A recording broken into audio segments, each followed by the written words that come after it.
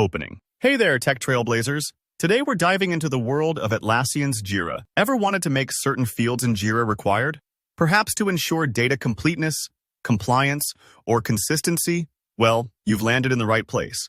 Stick with me, and by the end of this video, you'll be creating required fields like a pro. And we're not just showing one way, but two, body. All right, let's roll up our sleeves and dive right in. To start, we need our workspace. So let's hop onto Jira and select the relevant space. The space can be your project, your team, or whatever you've set up to manage your work. This is where you'll have your workflows that we need for the task.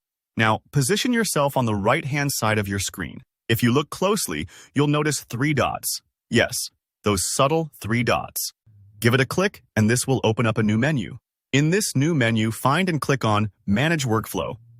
This might sound all fancy and techy, but it's actually the backbone that will help you set tasks, processes, and all that good stuff. Still following with me? Perfect. Next, we'll need to add a rule to our workflow. So see that button named Add Rule? Yes. Click that to open up a world of possibilities. One of these possibilities is to validate details. This is the option we're interested in today. You're doing great. Keep going.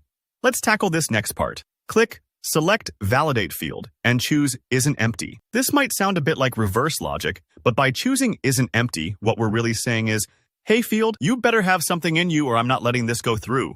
Now's the time to make your choice and add the fields you want to require. Theses can be any fields that you need your team to fill before they move forward. So consider your project needs and make your choice wisely. Once you've chosen your required fields, the next crucial part is to set an error message. This message will notify users when they try to proceed without filling in the required fields, a sort of friendly roadblock, if you will. Now, brace yourself for the finish line, folks. Add a transition. This will basically map out where your issues can move from one state to another. Then, hit that Add button and voila, you've successfully made a field required in Jira. See, that wasn't too hard, was it? Closing. And there you have it, folks. 2 quick and easy methods to make fields required in Jira. Remember, the key here is to choose your required fields wisely and always have an apt error message. So go enrich your workflows and make the most of Jira. If you found this tutorial helpful, don't forget to hit the like button. It really supports the channel.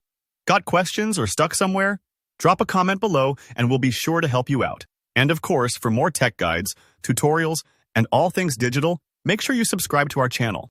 Thanks for hanging out with me today. Happy Jira-ing!